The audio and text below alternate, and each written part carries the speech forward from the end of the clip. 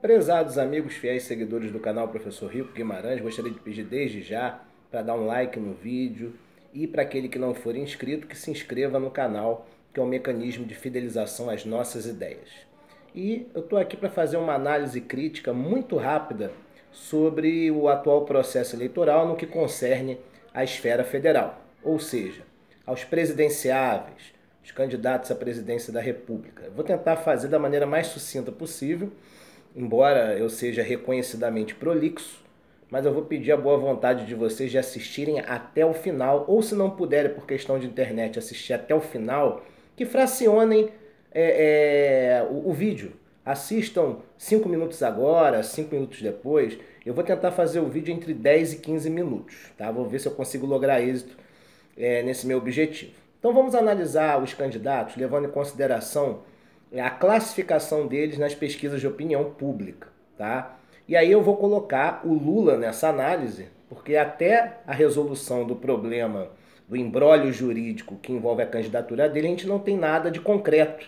Tudo leva a crer que ele não vai conseguir efetuar o registro oficial dele de candidato, né? Ou que vai ser impedido de ser candidato. Então ele tem um plano B, que é o Haddad. Então eu vou falar dos dois, tá? O Lula, né, todo mundo já sabe, eu não preciso falar aqui de todo o processo histórico que envolveu os dois mandatos dele e a posteriori a Dilma, né? E a gente já sabe que o Lula ele tem dois grandes perfis de eleitorado. Tem o eleitorado raiz, que é o eleitor reconhecidamente de esquerda, que acredita na agenda propositiva de desmarginalização social, né, que é um petista nato. Esse eleitor gira em torno de 10 a 15%, não sei como precisar. É o eleitor raiz do PT, aquele que realmente se filia ideologicamente às ideias do PT, que é o petista.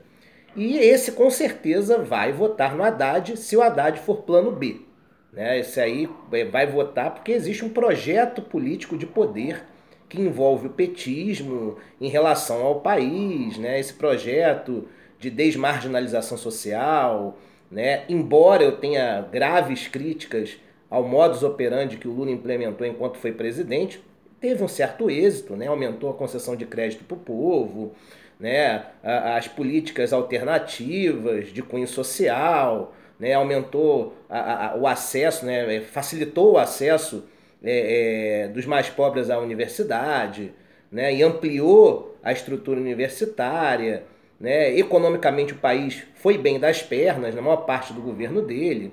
E em paralelo, né, em aspecto negativo, as denúncias de corrupção, algumas delas realmente factíveis e comprovadas em processo judicial. Mas, entre aspectos positivos e negativos, eu estou aqui para analisar estritamente a questão eleitoral. Esse eleitor raiz do Lula, esse com certeza vai transferir os seus votos para o Haddad. Então, essa fração de 10 a 15%, que são os eleitores de fato do PT, são além de eleitores do Lula, eleitores do PT, com certeza eles irão votar no Haddad se este for a opção B, né? Se o Lula não conseguir ser candidato e ele, Haddad, assumir a ponta.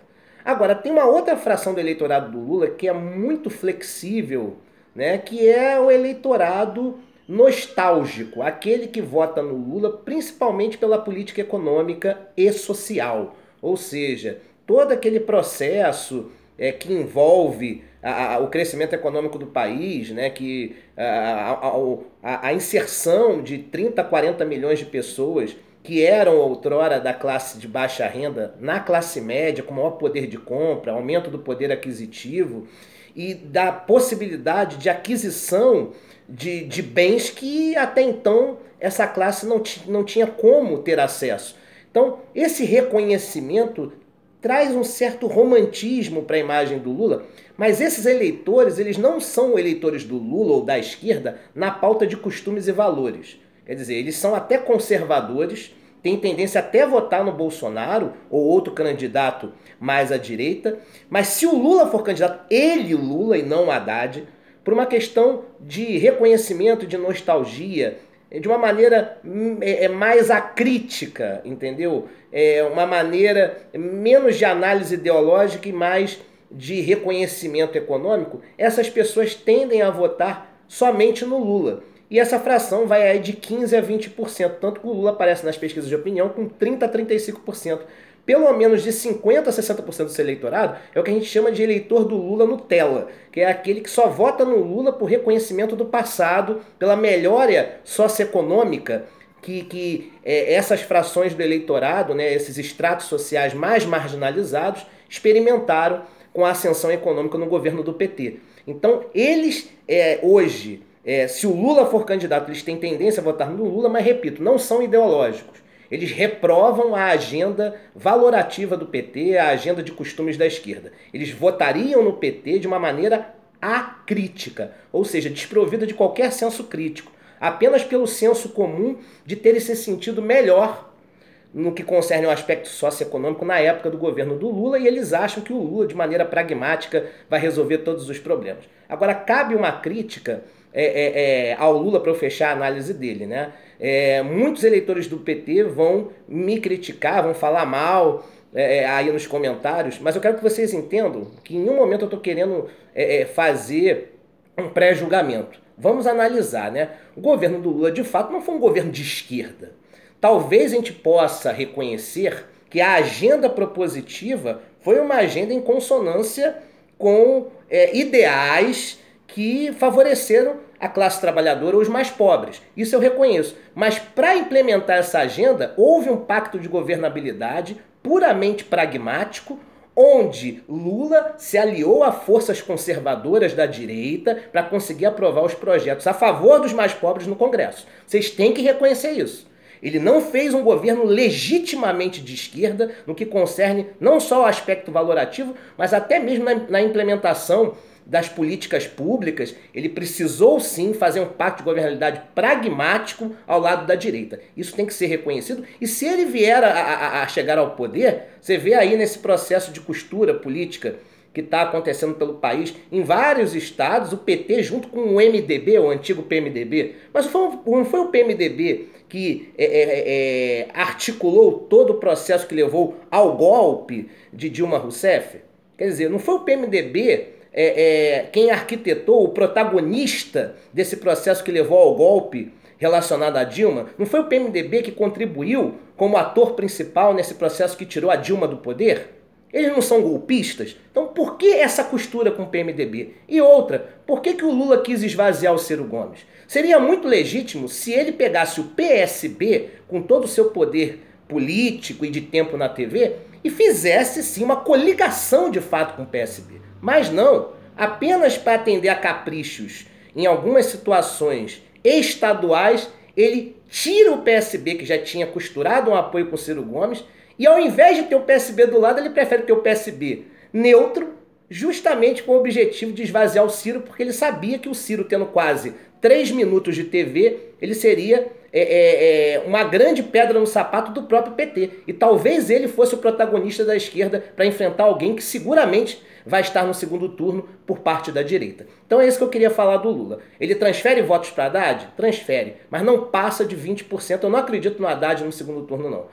O eleitor raiz do PT, esse vai votar no Haddad. Mas o eleitor Nutella, aquele que só vota no PT pelo reconhecimento do passado, das conquistas sociais, ele vai se distribuir, talvez entre o Ciro, a Marina e até mesmo o Bolsonaro, aqueles que seguem uma ótica mais conservadora. Pois bem, em relação ao Bolsonaro, né, o que é conhecido aqui no canal como Bozonazi, e que eu tenho toda a liberdade democrática de usar esse termo, tem até um vídeo lá, #Bozonazi2018, eu vou ver se eu coloco aqui no final do vídeo o link dele, né? Mas se eu não colocar, é só procurar no meu canal. O Bozonazi é aquela questão, né? É um processo de romantização da imagem dele. Ele está sendo orientado até pela assessoria para dar uma freada nos excessos, no radicalismo em alguns pontos.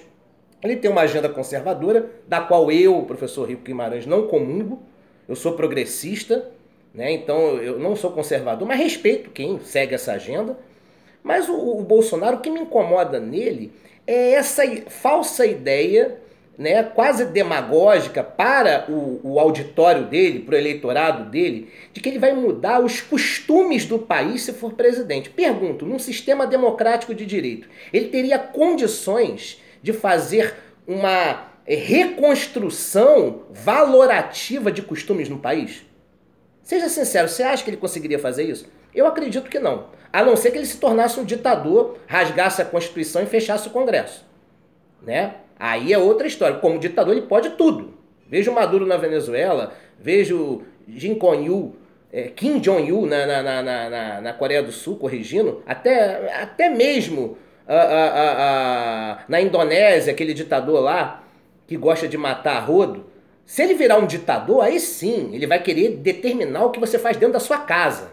Agora, dentro de um sistema, né, que segue o régio, o Estado Democrático de Direito, ele não teria condições, ainda que tivesse um apoio substancial do Congresso, de mudar a política de valores e costumes. E a realidade é essa. Os eleitores dele, em sua maioria, são acríticos e escravos do senso comum.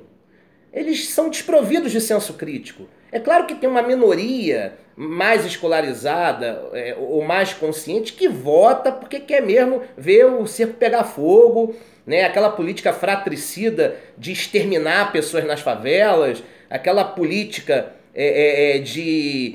tem que ser do jeito que eu quero e acabou, entendeu? Pau na mesa, desculpem-me o termo.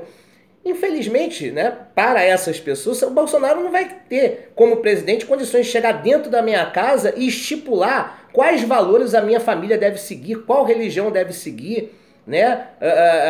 Ele não tem como, na qualidade de presidente da República, dentro de um regime democrático, de querer impor a sua agenda conservadora numa esfera privada, que é a esfera da família.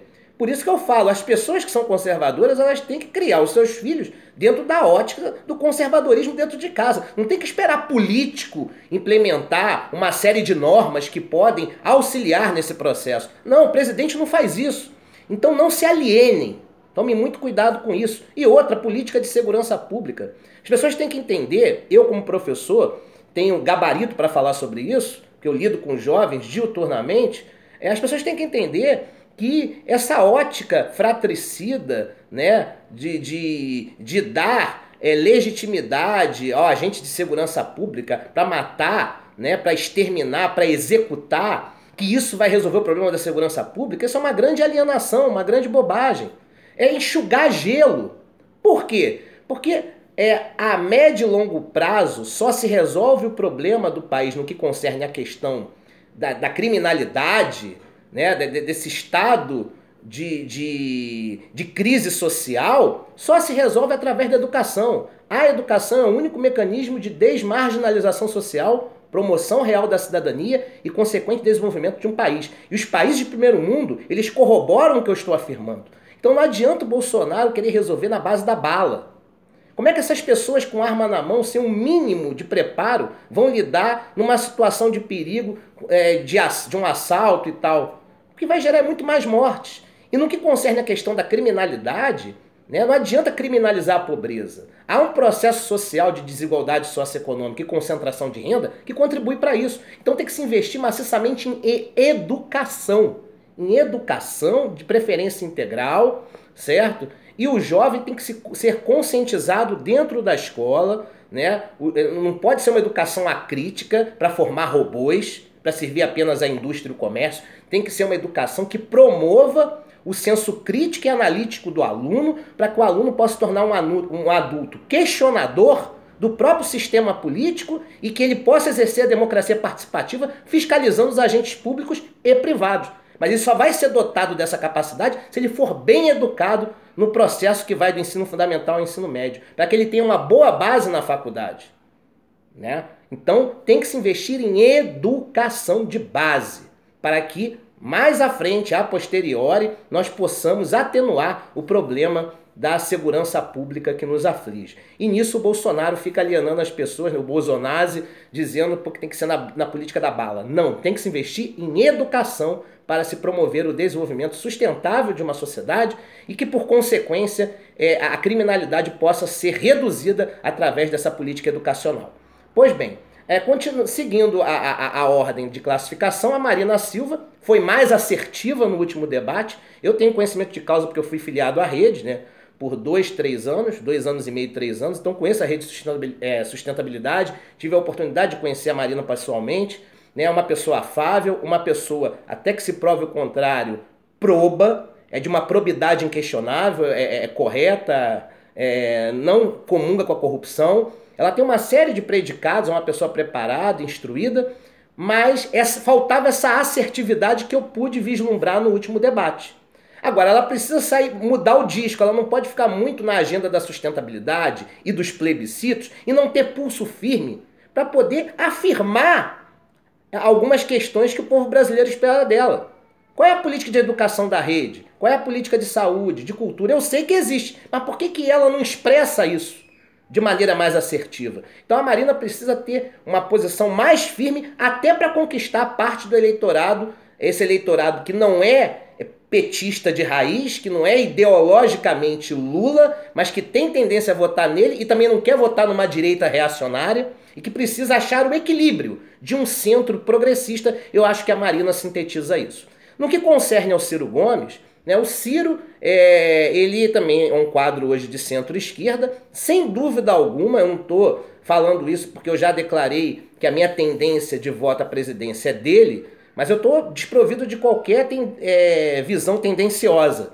Tá? Eu estou falando de maneira direta e você, até mesmo que não vota no Ciro, talvez concorde comigo. Ele é, do ponto de vista técnico e intelectual, o candidato, sim, mais preparado desse processo eleitoral. É o candidato à presidência da República mais preparado, isso é indiscutível.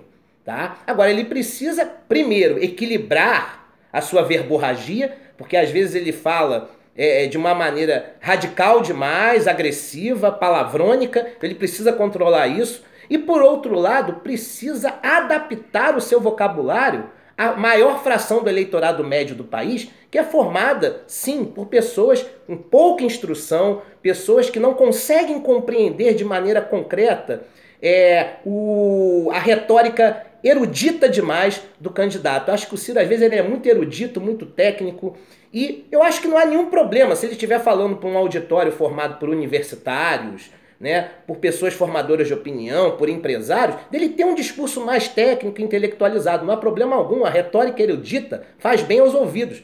Mas para o eleitorado médio, pouco instruído, fica difícil de conseguir abstrair o que o Ciro quer dizer. E a questão do SPC, a parte da direita está querendo construir uma ideia muito injusta do que o Ciro falou. Eu entendi perfeitamente. Se eu tenho um país que consegue perdoar dívidas de mais de 300 bilhões de reais em relação aos banqueiros, que consegue dar renúncia fiscal de 200 bilhões de reais para grandes empresários, qual é o problema de separar 50, 60 bilhões de reais para ajudar aqueles que estão devendo no SPC e no Serasa? Qual é o problema de tentar ajudar aquele que está endividado perante os órgãos de crédito a resolver a sua vida e ter condições de reconstruir o seu planejamento para o futuro? Não há problema algum. E o que ele vai fazer? Ele vai dar uma subvenção. Ele não vai pagar integralmente a dívida de quem está devendo. Ele vai dar uma subvenção, pagando parte da dívida ao credor, ou seja, aquele que a pessoa está devendo, a empresa que você está devendo, certo? E a outra parte ele vai oferecer a você condições em parcelas para que possa pagar aí em 10, 20, 30 vezes de acordo com a sua dívida, para que você possa quitar e limpar o seu nome, quitar a dívida, o débito e limpar o seu nome, e deixe de ser um devedor, ou seja, que saia da qualidade de devedor e possa ser novamente alguém inserido no mercado, o que, consequentemente, trará benefícios no que concerne a política fiscal e tributária para o próprio governo. Porque o governo vai ter alguém que não está mais endividado e que vai voltar a ter poder de compra e, como na qualidade de consumidor, vai ter condições aí de mostrar para o Estado que ele pode ser alguém ativo dentro do sistema de compra e venda, e com isso ele pode retornar ao Estado, né, através de tributos e do consumo em si. Ele vai ter condições de retribuir ao Estado o investimento que o Estado fez nele. Então ele, como consumidor, vai poder ter direito de compra novamente, e com isso a economia vai se movimentar e, consequentemente, é o Estado, né, que vai ganhar com isso. Ok, gente? Então é essa visão que eu tenho do Ciro. Eu acho que essa manobra do PT de tirar o PSB dele o esvaziou. mas eu acho que ele ainda tendo as redes sociais como protagonistas nesse processo eleitoral. Eu já falei isso anteriormente, essas eleições, até por ser um ínterim muito curto, terão as redes sociais como protagonistas no processo, então ele deve explorar melhor as redes sociais, como o Bolsonaro está fazendo, né? E até mesmo o Lula de maneira mais tímida. Bem, falei dos 4 principais, tem o Geraldo Alckmin, que dispensa comentários, uma agenda privatizadora, né? E comprometida com o Centrão. Eu não tenho dúvidas que vai haver um fracionamento de cargos e poderes quando ele chegar ao poder. E claro que ele vai dividir ministério para essa turma toda e grande maioria dessa turma envolvida com os escândalos da Lava Jato. Então reflita bem o que eu estou falando. Ele é o candidato hoje de centro-direita, tem uma agenda privatista, né? Não tão de Estado mínimo como o caso do Amoedo, mas é uma agenda privatista e quem é funcionário público abre o olho com ele, porque ele vai passar o rodo geral, ele vai reduzir o papel do Estado na economia e vai transferir esse ganho, não é para o povo brasileiro não, vai transferir para os grandes empresários banqueiros e industriais desse país. Então abram um olho com ele. Continuando, né, o Boulos é uma versão da esquerda autêntica, que não está compromissada com o pacto de governabilidade pragmático que o PT costuma implementar. Ele é muito assertivo, é um cara que tem um bom vocabulário, mas carrega a pecha de radical que acaba pintando qualquer candidato que seja do PSOL. Então acho muito difícil, ainda mais não tendo tempo de TV e a militância da internet do PSOL pelo tamanho do partido, né? Até que é uma militância forte, mas não o suficiente para convencer a maior fração dos estratos sociais brasileiros que tem uma tendência mais conservadora e que não vão comprar principalmente a política de costumes do PSOL. Então acho que o Boulos vem nessa campanha para mostrar a cara e a posteriori é um candidato muito forte para vereança em São Paulo ou até mesmo daqui a 4 anos para deputado federal aí na bancada do PSOL na Câmara. Mas eu acho que ele vem para consolidar a sua imagem e mais à frente eu não duvido nada que ele possa estar pintando até no PT. Até porque eu acho que a retórica dele lembra muito a do Lula lá de 1989, na minha humilde opinião. Continuando aqui, eu vou falar dos dois, vou colocar assim, vou usar um termo, as duas múmias do processo eleitoral. O Álvaro Dias, que parece que tomou uma canjibrina, né? E toma uma canjibrina antes dos debates, só fala de combate à corrupção, que é uma coisa óbvia, né? Todo chefe do Poder Executivo deve combater a corrupção. E ele não é assertivo, dá sono. Eu acho que tinha que ter uma regra em todo o debate daqui para frente, que é proibido fazer o debate, uma troca de perguntas que envolvem Álvaro Dias e Henrique Meirelles. Está proibido, porque dá sono. Eles não são assertivos. O Álvaro Dias, nem um vocabulário caprichado ele tem, ele rodeia muito, ele não tem utilidade na fala, pode ser até um quadro de respeito em alguns aspectos, mas eu acho o Álvaro Dias, ele vem aí apenas para vir com a questão da corrupção, está explorando a imagem do juiz Sérgio Moro, obviamente, porque parte da população está encantada, está romantizada por ele, que nem a questão do Bolsonaro lá, estão sacralizando a imagem do Bolsonaro, assim como sacralizam a imagem do Lula também. Eu não comungo muito com essa ideia de sacralização da imagem de um político, né? Isso lembra muito o que o Alcir Lenharo, historiador, dizia lá da conjuntura dos governos da década de 30 a 60, né? Essa questão da sacralização da imagem de alguém que vai fazer tudo, que vai tutelar os problemas nacionais. Eu não gosto de gente que vai por esse caminho. Eu acho que o Álvaro Dias, enquanto candidato, enquanto persona, ele não é sacralizado, até porque não tem capital político eleitoral para isso. Mas ele quer sacralizar a campanha dele vinculada à República de Curitiba. Esse é um grande problema. E o Henrique Meirelles, banqueiro, eu preciso falar mais do que 30 segundos dele? Não. Um cara que está comprometido, né, com Wall Street, né, com a agenda globalista, né, está comprometido com uma agenda que vai dar uma falsa sensação de melhora social, mas que no fundo vai transferir renda para os banqueiros, né, e grandes empresários, né, desse país. Então é um cara que não acrescenta, e como candidato em si também, só a voz dele é insuportável, eu não aguento nem ouvir ele falar, em 10 minutos eu estou dormindo. E sobre os nanicos, para fechar o vídeo, aqueles que não estão aparecendo nos debates, e eu particularmente sou contra essa postura das TVs, as TVs têm a faculdade de mostrá-los, Tudo bem que tem uma lei eleitoral que exige, obriga só aqueles que têm representatividade no Congresso Nacional. Mas eu acho que a TV, tendo a faculdade, ou seja, o livre-arbítrio de escolher, optar, né, por convidá-los ou não, eu acho que num ato de espírito democrático deveriam convidar eles, porque eles também, concordando ou não com a agenda deles, eu particularmente não concordo com a agenda de nenhum dos nanicos, mas acho que seria interessante estar convidando eles. Eu esqueci de falar do Daciolo, né, que chegou a ser convidado. O Daciolo, ele não sacraliza a imagem dele, ele sacraliza o Estado, o que é muito pior. Né? Ele quer fazer um Estado teocrático. Tem um aspecto positivo? Para mim, que sou progressista, sim. De maneira pragmática, eu entendo que o Daciolo rouba votos do Bolsonaro. Né? Então, para mim, é importante isso. É bom ter o Daciolo, porque ele consegue pegar os votos daqueles estratos mais conservadores e religiosos, que são 4 ou 5% dos eleitores do Bolsonaro. E ele consegue, no caso, desviar esses votos para ele. Isso é importante por quê? Porque ele pode ser um fator determinante para tirar o Bolsonaro do segundo turno. Sabiam disso? Tem gente que vai duvidar de mim, vai me xingar e tal. Mas a verdade é essa. Vamos analisar de maneira puramente racional. Ele, Daciolo, tem condições de transferir esses votos para ele. Ele vai ter condições de ganhar? Não. Mas ele pode ter aí de 4 a 5, 6% de votos que outrora seriam do Bolsonaro, mas que com a assertividade do Daciolo, talvez a única qualidade dele, ele é muito assertivo e tem um conhecimento da Constituição maior do que do Bolsonaro ainda. Há de se reconhecer também, né? Mas só que esse verniz teocrático, né, de implementar uma teocracia, de que todos têm que ser subservientes apenas às leis de Deus, de qual Deus? Né? Deus maior? Eu acredito, talvez você acredite. E aqueles que não acreditam vão ter que ser obrigados a seguir essa agenda teocrática? É isso que eu discordo do Daciolo. Mas ele tem animado os debates e ele é um fator importante para quem torce contra o espectro conservador da força. Como eu não quero que um conservador seja eleito, ele consegue roubar aí alguns votos do maior candidato do campo conservador, que é o Bolsonaro. Então ele tem essa utilidade, esse aspecto positivo ao meu ver. E sobre os nanicos que não estão participando, o Amoedo é o grande defensor do Estado mínimo, o autêntico representante da direita liberal.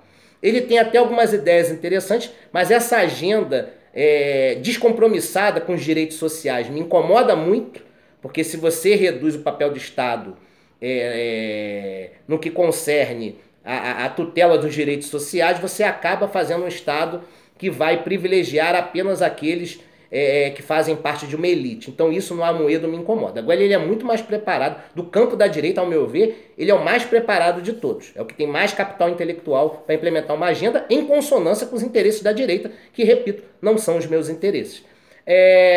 A Vera Lúcia é aquele sectarismo característico do PSTU, que fala mal até do Lula, né? É a autêntica candidata comunista do processo. Se tiver 50 mil votos em termos nacionais, vai ser uma vitória para ela, porque esse sectarismo do PSTU acaba afugentando até eleitores de esquerda mais moderados, então o PSTU não vai conseguir se criar nesse processo.